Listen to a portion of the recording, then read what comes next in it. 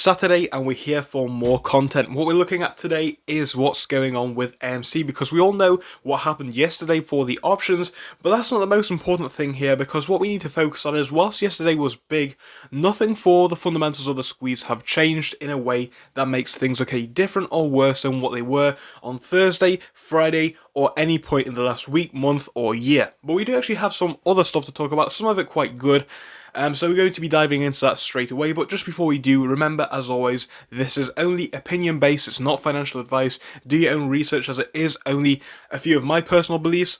Again, do come to your own conclusions, but if you do enjoy what you see here, make sure to subscribe, because we publish content like this on a daily basis. And with that being said, now we're going to jump into the video and start off on our first piece. Now this is really good.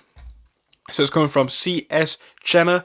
We're going to talk about the fact that AMC is potentially a fundamental short squeeze play. Now, of course, prior to this, it's just been without the fundamentals being a strong point. But now we're seeing the fundamentals improve, and we're going to focus on this in just a second.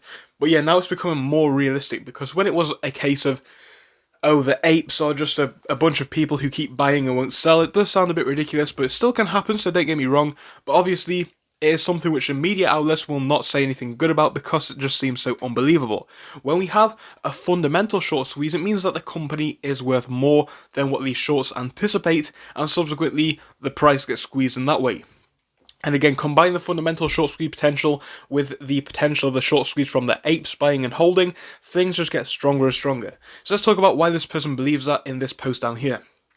So it's a compilation of titles, the first of which is saying AMC Entertainment takes over 2 more ArcLight cinemas and Pacific theatres in LA and Chicago. Obviously that's a good thing for Clear Things. We can see it's also talking about this as Angel Theatres closed by pandemic, and it goes on to say AMC theatres are accepting Bitcoin and Ethereum for online payments. It says AMC theatres are launching popcorn home delivery service, eyeing kiosks and retail pop-ups. AMC is set to return to free cash flow profitability and could rise as high as $52. And you've seen all these sources as to where they're coming from. It's not all the same outlets. So the fact that we have this being reported from multiple places, and it's actually multiple different catalysts, it shows that AMC really is worth more than they initially thought, because, you know, when they did start to short, it was a case of AMC's looking like it's going bankrupt, I'll give them that. But now that is pretty much off the table, and actually is coming to a point where it could be very, very profitable very soon, which would be amazing, ironic, but of course it does put the shorts in an even worse position, as they don't even have a leg to stand on in their argument anymore. So on to our next piece now. This one's coming from over here. It's talking about what happened yesterday and the price action that we saw. They blew millions away today, of course being yesterday, to ensure that the stock stayed at 17. So what does that tell you? It tells you that they're desperate for this one, and of course the options, that was a big deal. But yeah, the fact they put so much money into that one is kind of funny, and it does kind of show us that we are probably on the winning side, because otherwise why would they need to do that, right?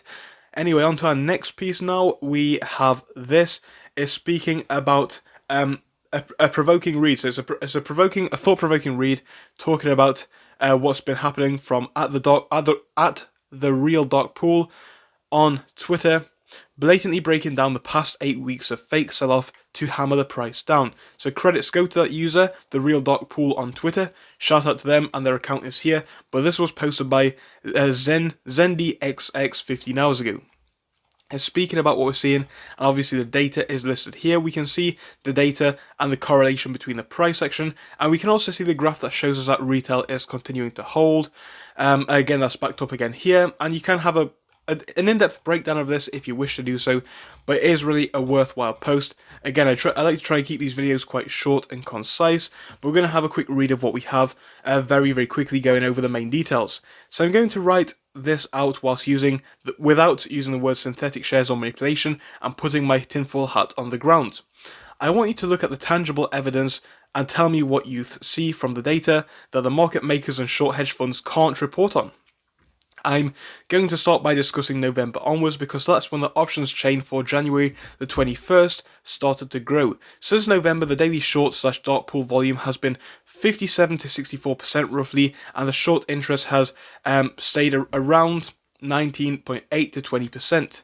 Since they are trying to avoid naked short selling, they are using trading loans to each other in blocks of 100 a day, in blocks of 100 day in and out, as witnessed by the level 2s daily, that non-human meanings they are shorting and covering and walking the price down in the process.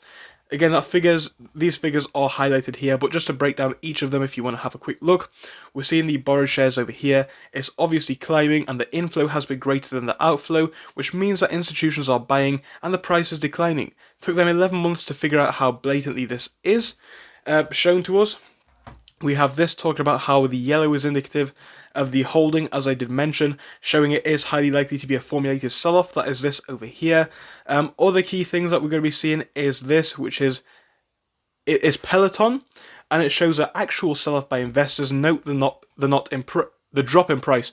So what it's showing is that obviously this is the interest from investors. It's going down over time, and subsequently the prices, where AMC is staying the same but the price is declining at a similar rate, which is a little bit confusing. We have down here what we're looking at for the order book. You can see that over here. And again, all of this does point back to the potential that this one is being heavily manipulated, but this is something that we already knew. Anyway, it's a great post. Perhaps we'll go over this in some detail in another video, but I did think it was worth quickly bringing to your attention. What we're seeing out over here for the wider market as well isn't looking too good. Let's talk about beware of the bursting of the super bubble. Of course, referring back to the market, anticipating that things could start to drop. It says that asset prices have inflated through super bubble status, a level of extreme overvaluation which could cost Americans $35 trillion when the bubble does burst. And again, come back to what we've seen here for this one. Shout out to Silverback1322 who posted this. It's a graph of 2008 compared to 2022, and you'll see that theory of the super bubble bursting or being apparent in the first place, combined to where we are right now, we're seeing a little bit of correlation, It's the S&P as an ETF for it. Same one over here as well. You're seeing it drop like it is right now. We're seeing a tiny bit of a rebound here for this one, but obviously the chart, generally speaking, is quite similar, and that is interesting to note. So, is that coming? Are we going to see that crash, and is that going to be the catalyst for AMC? It really is something to think about because, we've been here for a long time, we've been waiting for the right catalysts to line up, and catalysts have slowly been lining up over time, but really, it is about continuing to have them line up and continuing to put us in that strong position that we are already in and just growing the lead on. It's amazing to see it, guys, but of course, thank you for watching. I will be back to see you in a little bit, so goodbye until then.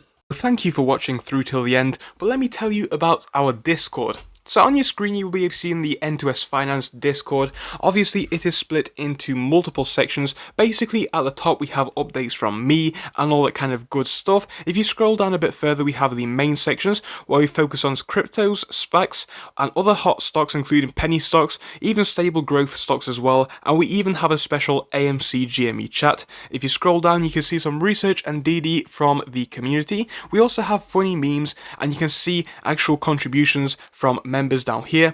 And again, if you do join us, it is completely free, link is down below. But if you do want to become a Patreon, you will actually get a pink sticker which will be displayed on your name. So your name will come up in pink as mine comes up in red down here, and that will show that you are a Patreon. But other than that, guys, you can join completely for free down below. You do not have to pay anything if you do not want to. Thank you for watching, see you soon.